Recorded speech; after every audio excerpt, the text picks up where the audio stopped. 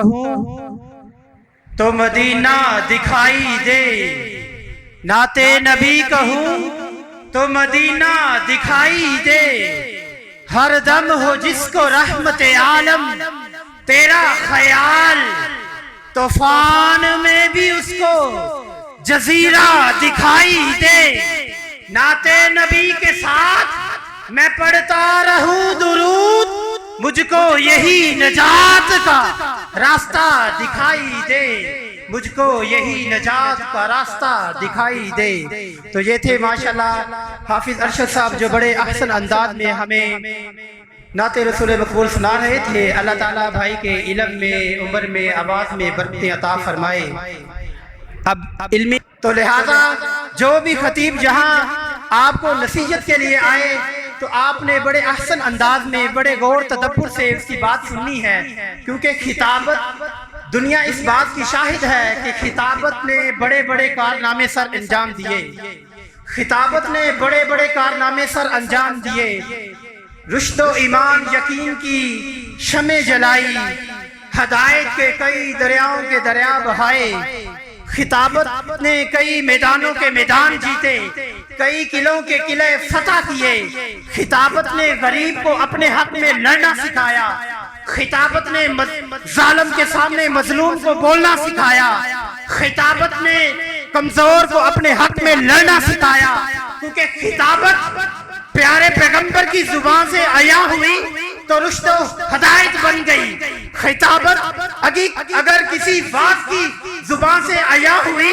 تو نصیحت بن گئی، خطابت کو کسی قائد کسی لیڈر نے اختیار کیا تو ترانہ سیاست بن گئی، خطابت کو اگر کسی مجاہد نے اپنایا تو نعرہ انقلاب بن گئی، الغرض خطابت نے الگ الگ زمانے میں اپنے رنگ روپ کے جوہر دکھائے، کیونکہ شاعر کہتا ہے خطابت جادو بھی ہے، سحر بھی ہے، تاثیر بھی ہے، خطابت اگر وجد میں آئے تو ہتھیار بن جائے، خطابت اگر وجد میں آئے تو ہتھیار بن جائے، کبھی نیزہ کبھی خنجر کبھی تلوار بن جائے، خطابت کی گفشانی مسلم ہے زمانے میں، یہ نجاشی کے سامنے جعفر طیار بن جائے، یہ نجاشی کے سامنے جعفر طیار بن جائے۔ تو میں اپنے پہلے مقرر کو بلانے سے پہلے آپ کی توجہ چاہتا ہوں، میری مراد شیخ مولانا عامر اقبال صاحب وہ سٹیج پہ آئیں اور ہمیں واعظ و نصیحت فرمائے۔ ان کے آنے سے پہلے نعرہ تکبیر، خطابت سننے جا رہے ہیں اللہ کے بندو، نعرہ تکبیر، نعرہ تکبیر، نعرہ تکبیر، مسلک حق اہل حدیث، مسلک حق اہل حدیث، تاجدار ختم نبوت، میری مراد جناب عامر اقبال صاحب۔ السلام علیکم ورحمۃ اللہ وبرکاتہ۔ پیچھے کا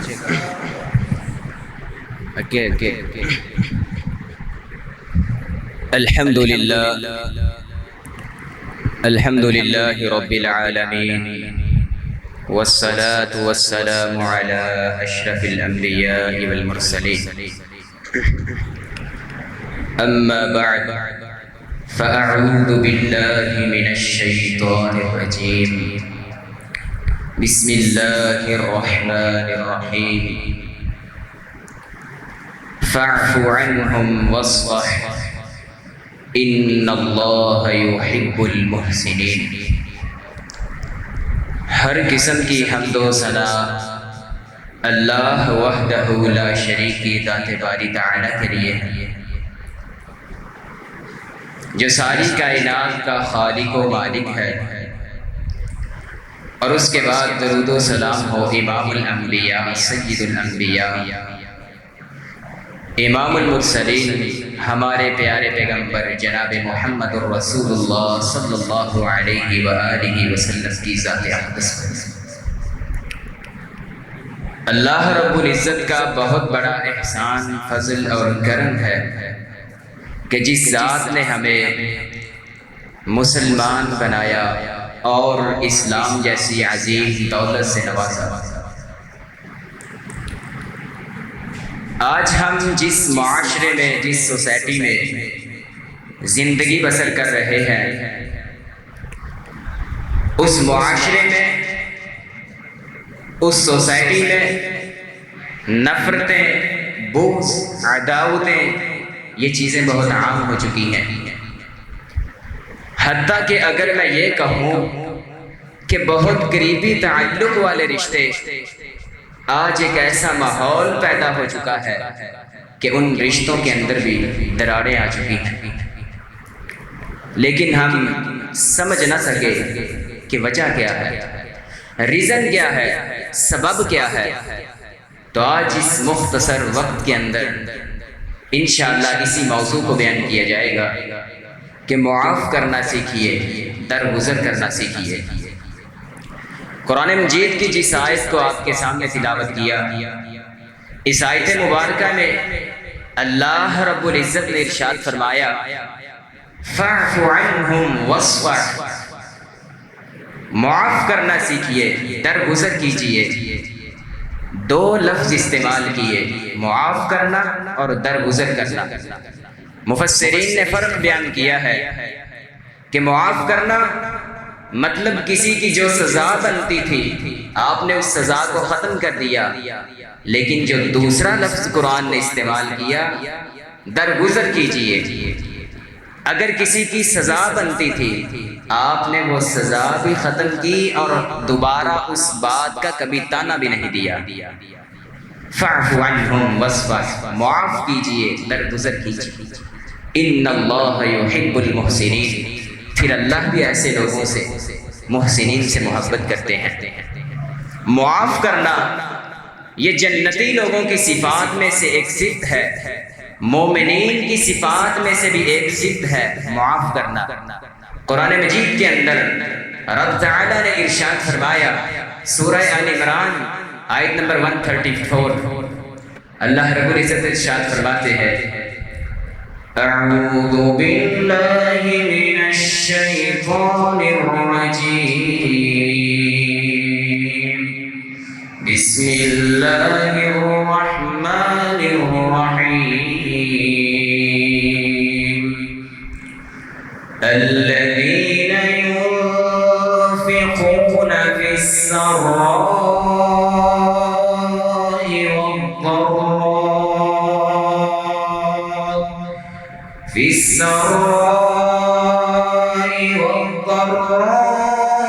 والضراء والكاظمين الغيظ والعافين عن الناس والله يحب المحسنين۔ بے شک وہ لوگ جو اللہ کے راستے میں مال کو خرچ کرتے ہیں، خوشحالی میں بھی اور تنگی میں بھی۔ دوسری صفت والکاظمین الغیظ، غصہ تو ہر انسان کو آتا ہے، لیکن مومنین کی صفت یہ ہے کہ وہ غصے کو پی جاتے ہیں۔ اور آج ہمارے موضوع کے متعلق جو بات ہے وہ ہے تیسری صفت کہ وہ لوگوں کو معاف کرتے ہیں۔ معاف کرنا یہ ان تین اعمال کے اندر بھی شامل ہے جن کا اجر بغیر حساب کے رب تعالی عطا کریں گے۔ وہ تین اعمال کون سے ہیں؟ سب سے پہلا روزہ، اور اس کے بعد دوسرا عمل وہ صبر ہے، انما یوفی الصابرون اجرهم بغیر حساب، اور تیسرا عمل لوگوں کو معاف کرنا ہے، وجزاء سیئۃ سیئۃ مثلها فمن عفا واصلح فاجرہ علی اللہ۔ تو کتنا بڑا یہ عمل ہے۔ اور اسی طرح معاف کرنا یہ ان تین اعمال کے اندر بھی شامل ہے جن کے بارے میں امام کائنات نے قسم کھا کے کہا کہ میں قسم سے کہتا ہوں انسان گھاٹے اور خسارے کے اندر نہیں۔ ان میں سے تیسرا عمل جو انسان کسی کو معاف کر دے، وَمَا زَادَ اللَّهُ عَبْدًا بِعَفْوٍ إِلَّا عِزًّا، معاف کرنے سے اللہ اس کی عزت کے اندر اضافہ کریں گے۔ اور جو بندہ اللہ کے لیے جھک جاتا ہے، معاف کر دیتا ہے، إِلَّا رَفَعَهُ اللَّهُ، اللہ ایسے بندے کو بلندیاں عطا کرتے ہیں۔ معاف کرنے کے بہت زیادہ فوائد ہیں، ان میں سے سب سے پہلا فائدہ، جب انسان کسی کو معاف کرتا ہے تو اس کا اپنا دل پاک اور صاف ہو جاتا ہے۔ جب انسان کا اپنا دل ہی صاف ہو جائے گا تو پھر اللہ کی محبت بھی حاصل ہوگی۔ لیکن اگر اس دل کے اندر نفرت ہو، بغض ہو، عداوت ہو تو پھر اللہ کی محبت کیسے حاصل ہوگی؟ امام ابن قیم رحمہ اللہ فرماتے ہیں انسان پانی کے لیے ایک الگ برتن یوز کرتا ہے، دودھ کے لیے ایک الگ برتن استعمال کرتا ہے، ہر مشروب کے لیے الگ برتن استعمال کیا جاتا ہے، لیکن اس کائنات کے اندر اللہ رب العزت کی محبت کے لیے صرف ایک ہی برتن ہے، فقط ایک ہی برتن ہے، اور وہ انسان کا دل ہے۔ اگر وہ دل صاف ہوگا نفرتوں سے بھی، بغض سے بھی، دشمنیوں سے بھی، تو پھر اللہ کی محبت حاصل ہوگی۔ اور معاف کرنے کا تعلق یہ انسان کے دل کے ساتھ ہے۔ امام کائنات نے فرمایا ان اللہ تعالی لا ينظر الى صوركم واموالكم ولكن ينظر الى قلوبكم واعمالكم۔ اللہ انسان کی ظاہری رنگت کو نہیں دیکھتے، سفیدی اور سیاہی کو نہیں دیکھتے، بلکہ اللہ رب العزت اگر دیکھتے ہیں تو وہ انسان کے دل کو دیکھتے ہیں اور اس کے عمل کو دیکھتے ہیں۔ یہی وجہ ہے کہ آج ہم نے اس صفت کو ختم کر دیا اپنے اندر سے، جس وجہ سے معاشرے کے اندر نفرتیں عام ہو گئی، حتیٰ کہ بھائی بھائی کا دشمن بن چکا ہے، اولاد والدین سے ناراض ہو چکی ہے۔ وجہ کیا ہے کہ ہم چھوٹی چھوٹی باتوں کو اپنے دل میں جگاتے بیٹھتے ہیں، اور وہی چھوٹی بات نفرت بنتی ہے، پھر وہ نفرت ایک انسان کو دوسرے انسان سے جدا کر دیتی ہے، اور اس کے بعد اگلا مرحلہ یہ ہوتا ہے وہی نفرت بسا اوقات دشمنیوں پہ اتر آتی ہے۔ کتنے ایسے معاملے ہیں کہ بھائی نے بھائی کو قتل کر دیا، سٹوریاں آپ بھی سنتے ہیں۔ وجہ کیا ہوتی ہے؟ چھوٹا سا مسئلہ، لیکن اگر انسان شروع کے اندر ہی معاف کر دے تو نہ انسان کے دل میں نفرت پیدا ہوتی، نہ اتنا بڑا معاملہ ہوتا۔ معاف کرنے کا دوسرا فائدہ جو انسان کو حاصل ہوتا ہے وہ یہ ہے کہ جب انسان کسی کو معاف کرتا ہے اللہ اس کے چھوٹے عمل کو بھی قبول کرتے ہیں اور اسے قلیل کر دیتے ہیں، اسے بہت زیادہ کر دیا جاتا ہے۔ امام کائنات مجلس کے اندر تشریف فرما ہے، جناب ابو بکر صدیق وہ بھی تشریف فرما ہے۔ ایک آدمی ابو بکر صدیق رضی اللہ تعالی عنہ کو برا بلا کہہ رہا ہے، خاموشی سے سن رہے ہیں صدیق اکبر، لیکن تھوڑی دیر بعد صدیق اکبر نے اپنے دفاع کی خاطر چند الفاظ بولے تو امام کائنات اس مجلس سے اٹھ کر چلے گئے۔ ابو بکر صدیق بھی پیچھے گئے، پوچھا ہے اللہ کے پیغمبر کیا مسئلہ بنا؟ فرمایا اے صدیق جب تک تم خاموش تھے تمہاری طرف سے ایک فرشتہ جواب دے رہا تھا، لیکن جب تم نے خود اپنا دفاع شروع کیا تو وہ اللہ کی مدد ختم ہو گئی۔ اور میرے بھائیوں بزرگوں، جب انسان معاف کر دیتا ہے تو اس وقت اللہ کی مدد بھی حاصل ہوتی ہے، لیکن جب انسان بدلہ لیتا ہے تو اس وقت میدان کے اندر اکیلا ہی کھڑا ہوتا ہے۔ آئیے اس بات کو ذرا وضاحت کے ساتھ مثالوں سے سمجھتے ہیں۔ اگر ہم اس موضوع کے متعلق اپنے پیارے پیغمبر جناب محمد الرسول اللہ صلی اللہ علیہ وآلہ وسلم کی زندگی کو دیکھیں تو امام کائنات کی ساری زندگی ہی دکھوں اور تکلیفوں سے بھری ہوئی ہے۔ کتنے دکھ دیے لوگوں نے۔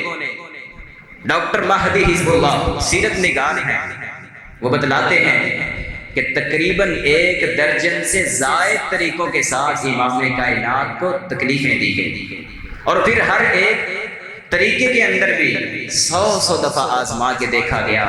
کبھی آپ کو ذہنی ٹارچر کیا گیا، جس راستے سے گزرتے کوئی کہتا وہ دیکھو نعوذ باللہ مجنون جا رہا ہے، وہ دیکھو دیوانہ جا رہا ہے، وہ دیکھو شاعر جا رہا ہے۔ کبھی آپ کو جسمانی ٹارچر کیا جاتا، کبھی آپ کے اصحاب کو تنگ کیا جاتا، کبھی بلال کو تختے انگاروں پہ لٹا دیا جاتا، کبھی سمیہ کے 2 ٹکڑے کر دیے جاتے، کبھی مصعب بن عمیر کو سولی پہ لٹکا دیا جاتا۔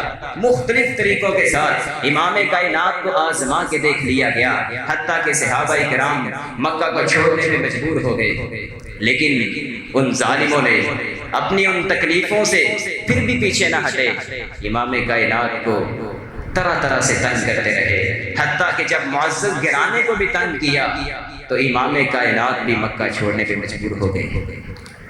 کیا کہا تھا؟ اے مکہ، تجھے چھوڑنے کو دل تو نہیں کرتا، یہاں بچپن کی یادیں بھی ہیں، یہ میرے بچپن کی گلیاں اور بازار ہیں، انہیں چھوڑنے کا دل نہیں کرتا۔ ہر انسان کے دل کے اندر وطن کی محبت بھی ہوتی ہے، اور پھر اس کے بعد اپنے آبائی علاقے کی بھی محبت ہوتی ہے۔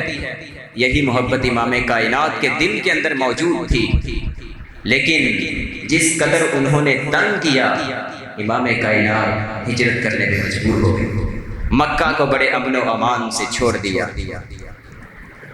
لیکن شب و روز گزرتے گئے، دن گزرتے گئے، حتیٰ کہ ایک وقت وہ بھی آیا کہ 8 ہجری کا دن ہے، مکہ فتح ہو جاتا ہے۔ آج امام کائنات فاتحانہ انداز کے ساتھ اسی مکہ کے اندر کھڑے ہیں جس مکہ سے چند سال قبل آپ کو ہجرت کرنے پہ مجبور کیا گیا تھا، لیکن آج جب مکہ میں دوبارہ تشریف لائے ہیں تو جن جن لوگوں نے آپ پہ ظلم کیے تھے، آپ کے صحابہ پہ ظلم کیے تھے، آپ کے چچا حمزہ کو شہید کیا تھا، آج وہ سارے امام کائنات کے سامنے صف میں کھڑے ہیں۔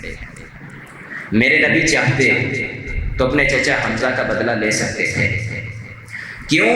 کیونکہ آج چیف جسٹس بھی نبی خود ہیں، آج پرائم منسٹر بھی خود ہیں، لا بنانے والے بھی خود ہیں، اسے نافذ کرنے والے بھی خود ہیں، بدلہ لے سکتے تھے، سارے اختیارات موجود تھے، لیکن پھر بھی انہی سے پوچھتے ہیں بتاؤ تمہارے ساتھ کیا سلوک کیا جائے، آج محمد تمہارے ساتھ کیا سلوک کرے؟ تو یک زباں ہو کے کہتے ہیں انت کریم وابن اخ کریم، اور تو بڑا ہی معزز ہے، تیرا باپ تیرا خاندان لوگوں کو معاف کرنے والی صفت ہے ان کے اندر۔ تو امام کائنات نے فرمایا اے مکہ والو، تمہیں سزا دینی بڑی دور کی بات ہے، آج محمد اپنی زبان سے ایسا لفظ بھی نہیں نکالے گا جس سے تمہیں دکھ اور تکلیف ہو، بلکہ فرمایا لا تثریب علیکم اليوم، آج کے دن تم پہ کوئی ملامت نہیں، جاؤ میں نے تم سب کو معاف کر دیا، میں نے اپنے چچا کا خون بھی معاف کیا، میں نے جنہوں نے میری بیٹیوں کو طلاق دیا انہیں بھی معاف کیا۔ کتنا بڑا دکھ تھا، لیکن معاف کیا۔ ہم اس نبی کے امتی ہیں، ہم نے اس نبی کا کلمہ پڑھا ہے، لیکن آج ہم معاف کیوں نہیں کرتے؟ کیوں اپنے اندر آنا کو لیے ہوئے ہیں؟ کیوں لوگوں کو معاف نہیں کرتے؟ اللہ رب العزت کی صفات میں سے ایک صفت غفور بھی ہے، بہت زیادہ معاف کرنے والا۔ اللہ انسانوں کو معاف کرتے ہیں، لیکن انسان کو معاف نہیں کرتا۔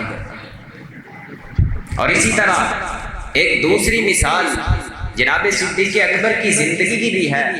آپ کے ساتھی یار غار اتنا بڑا دکھ لگایا گیا کہ اگر انسان بلانے کی کوشش بھی کرے تو اس دکھ کو کبھی بلا نہیں سکتا، اس مصیبت کو کبھی ختم نہیں کر سکتا۔ وہ دکھ کیا تھا؟ وہ واقعہ جو کہ قرآن مجید کے اندر بھی موجود ہے۔ سیدہ عائشہ رضی اللہ تعالی عنہ زوجۃ النبی، جن پہ نعوذ باللہ بدکاری کی تہمت کو لگایا گیا، الزام لگایا گیا۔ صدیق اکبر کو پتہ چلا کہ الزام لگانے والوں میں ان کا ایک کزن رشتہ دار مصطح بن اثاثہ بھی شامل ہے۔ تو جناب ابو بکر مصطح کے گھر کے اندر راشن بھیجا کرتے تھے، تو فرماتے ہیں اے مصطح، میں تو تمہارے گھر میں راشن بھیجتا ہوں، تم بھی ان کے ساتھ شامل ہو گئے میرے ہی خلاف۔ آج کے بعد مصطح کے گھر راشن نہیں جائے گا۔ آسمانوں سے قرآن کا نزول ہوتا ہے، ولا يأتل أولو الفضل منكم والسعة أن يؤتوا أولي القربى والمساكين والمهاجرين في سبيل الله وليعفوا وليصفحوا ألا تحبون أن يغفر الله لكم والله غفور رحيم۔ اے صدیق، تم جیسے اہل فضل کو یہ بات زیب نہیں دیتی کہ وہ مسکینوں کو مال نہ دیں۔ اے صدیق، تم جیسے معزز لوگوں کو یہ بات لائق نہیں کہ وہ مہاجرین کو مال نہ دیں، بلکہ تم جیسے معزز لوگوں کو یہ بات زیب دیتی ہے کہ وہ مہاجرین کو، مسکینوں کو، غریبوں کو اللہ کے راستے میں مال خرچ کیا کرے۔ جب یہ آیت نازل ہوئی، صدیق اکبر کی آنکھیں بہہ پڑیں اور فرماتے ہیں اللہ کی قسم، آج سے پہلے جتنا مال مصطح کے گھر میں بیچتا تھا وہ مال اسی طرح جائے گا، اس میں سے ایک چیز بھی کم نہیں ہوگی، میں نے مصطح کو معاف کیا۔ اور اسی طرح قرآن مجید کے اندر ہی ہمیں ایک تیسری مثال بھی ملتی ہے جو کہ بہت دکھ بھرا واقعہ ہے۔ سورہ یوسف، جناب یوسف علیہ السلام کتنے دکھ دیے بھائیوں نے۔ سب سے پہلا دکھ باپ کی نظروں سے دور کرنا، دوسرا دکھ کنویں کے اندر گرایا گیا، اور پھر ثمنا قلیلا، بہت حقیر قیمت کے اندر اسی بھائی کو فروخت کر دیا جس کے ساتھ انسان محبتیں کرتا ہے۔ اور اس کے بعد مصر کے بازاروں میں بکتے بکاتے عزیز مصر کے گھر کے اندر پہنچ جاتے ہیں، لیکن اس جگہ بھی کتنی بڑی تہمت لگی۔ وقت گزرتا گیا کیونکہ یہ شب و روز گزرتے رہتے ہیں۔ قرآن مجید کے اندر رب تعالی ارشاد فرماتے ہیں تِلْكَ الْأَيَّامُ نُدَاوِلُهَا بَيْنَ النَّاسِ، ہم لوگوں کے درمیان دنوں کو بدلتے رہتے ہیں۔ آج اگر کسی کے آزمائشیں ہیں تو یہ ہمیشہ کے لیے نہیں رہیں گے۔ آج اگر کوئی دکھ کے اندر ہے تو یہ سدا نہیں رہیں گے، بلکہ ہم دنوں کو بدلتے رہتے ہیں۔ تو دن بدلتے رہے، ایک دن وہ بھی آیا کہ یہی یوسف علیہ السلام اسی شہر مصر کے بادشاہ بن گئے۔ تو اللہ رب العزت نے اس خواب کی تعبیر کو پورا کرنے کے لیے سارے بھائیوں کو آج جناب یوسف کے سامنے لا کے کھڑا کر دیا۔ تو مجھے بتاؤ آج کتنے اسباب ہیں یوسف علیہ السلام کے پاس، کیونکہ چیف جسٹس بھی خود ہی ہیں، پرائم منسٹر بھی ہیں، ابھی حکم کرتے تو آپ کے وزراء انہیں پکڑ کر جیل کے اندر بند کر سکتے تھے، سزائیں دے سکتے تھے، لیکن یوسف علیہ السلام نے اس موقع پر کیا کہا تھا؟ لا تثریب علیکم اليوم، جاؤ میں نے تم سب کو معاف کر دیا۔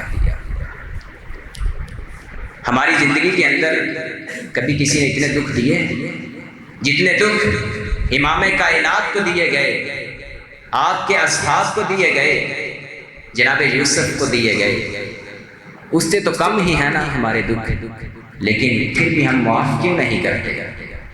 قرآن مجید کی یہ مثالیں اور احادیث کی یہ مثالیں ہمیں پیغام دیتی ہیں کہ اپنے دل کو صاف رکھا کریں۔ امام کائنات نے فرمایا ارحموا من فی الارض یرحمکم من فی السماء، تم زمین والوں پہ رحم کرو، آسمان والا تم پہ رحم کرے گا۔ لیکن شرط کیا ہے کہ تم زمین والوں پہ رحم کرو، پھر آسمان والا تم پہ رحم کرے گا۔ انسان ایک دعا بھی پڑھتا ہے اللہم انک عفو کریم تحب العفو فاعف عنا۔ تو جب فرشتے یہ دعا آسمانوں پہ لے کر جاتے ہوں گے تو اللہ کیا فرماتے ہوں گے؟ اے میرے فرشتوں، میں معافی کو تو بہت پسند کرتا ہوں، معاف کرنا میری صفت بھی ہے، لیکن میں اس وقت معاف کروں گا جب یہ بندہ دوسرے بھائی کو معاف کرے گا۔ انسان کی ایک رپورٹ ڈیلی کی رپورٹ ہے جو کہ اللہ کے ہاں پیش کی جاتی ہے، ایک ویکلی رپورٹ ہوتی ہے، ایک سالانہ رپورٹ، ایک منتھلی رپورٹ۔ لیکن امام کائنات نے فرمایا کہ جب انسان کے ہفتے کے 2 دن تعرض الاعمال فی کل یوم الاثنین و یوم الخمیس، سوموار اور جمعرات کے دن جب انسانوں کے نامہ اعمال اللہ کی بارگاہ میں پیش کیے جاتے ہیں، فَيُغْفَرُ لِكُلِّ عَبْدٍ لَا يُشْرِكُ بِاللَّهِ شَيْئًا، اللہ ہر اس بندے کو معاف کر دیتے ہیں جس نے اللہ کے ساتھ شرک نہ کیا۔ لیکن فقال، اللہ رب العزت اعلان فرماتے ہیں، اے میرے فرشتوں، انظروا هذين حتى يصطلحا، یہ جو 2 بندے آپس کے اندر نفرت رکھتے ہیں، بغض رکھتے ہیں، عداوت رکھتے ہیں، ان کا معاملہ ذرا سائڈ پہ رکھ دو۔ فرشتے کہتے ہوں گے، اے اللہ اس نے اس ہفتے عمرہ بھی کیا ہے، کتنا بڑا عمل ہے، اے اللہ اس نے اس ہفتے کے اندر صدقہ خیرات بھی کیا ہے، لیکن اس کی ایک ہی جو برائی ہے وہ یہ ہے کہ یہ اپنے بھائی کے ساتھ ناراض ہے۔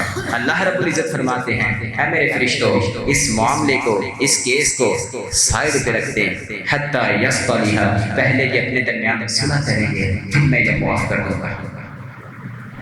معاف کرنا یہ اللہ رب العزت کی صفات میں سے ایک صفت ہے، لیکن انسان لوگوں کو معاف نہیں کرتا۔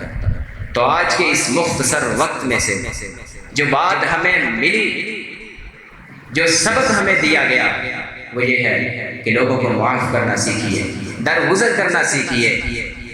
آخر کے اندر معاف انسان کرنا چاہتا ہے، لیکن چند رکاوٹیں آڑے آ جاتی ہیں۔ ان میں سے صرف 2 رکاوٹوں کو آپ کے سامنے ذکر کرنا چاہتا ہوں۔ سب سے پہلی رکاوٹ شیطان آ جاتا ہے۔ انسان اپنے بھائی کو معاف کرنا چاہتا ہے، لیکن شیطان کہتا ہے، اور تو کیا کرنے لگا ہے، اسے معاف کرے گا، اس نے تجھے 1 تھپڑ رسید کیا، تجھے چاہیے 2 مارے۔ بسا اوقات یہی شیطان انسانوں کی شکل کے اندر آ کر کہتا ہے، انسان کے ہم زلف، انسان کی کلاس والے یہ بات کہتے ہیں، تم لڑو اس کے ساتھ، ہم تمہارے ساتھ ہیں۔ انسان کے خاندان والے کہتے ہیں، اس نے تمہارے اوپر 1 مقدمہ درج کیا، تم 2 مقدمے درج کرواؤ، ہمارے پاس حیثیت ہے۔ یہ شیطانی باتیں، لیکن ہم نے ان تمام باتوں کو دل سے ختم کر کے معاف کرنا ہے، کیونکہ عمل بہت بڑا ہے معاف کرنا۔ جس طرح میں نے شروع کے اندر بتایا کہ معاف کرنا یہ اللہ کی صفات میں سے ایک صفت ہے، اور امام کائنات نے فرمایا جو بندہ معاف کر دیتا ہے اللہ اس کی عزت کے اندر اضافہ ہی کرتے ہیں، اور اسی طرح معاف کرنے کا اجر وہ بغیر حساب سے رب تعالی عطا کریں گے۔ دوسری رکاوٹ جس وجہ سے انسان کسی کو معاف نہیں کرتا وہ یہ ہے انسان کا ضمیر، انسان کی انا، انسان کا عہدہ۔ جتنا بڑا منصب ہوگا، جتنا بڑا عہدہ ہوتا ہے، بعض انسانوں کے اندر اتنا ہی تکبر آ جاتا ہے، پھر وہ انسانوں کا انسان نہیں سمجھتے۔ کتنے ایسے واقعات بھی دنیا کے اندر موجود ہیں، لیکن یہ دونوں شیطانی رکاوٹیں ہیں۔ ہم نے عمل کو دیکھنا ہے کہ یہ معاف کر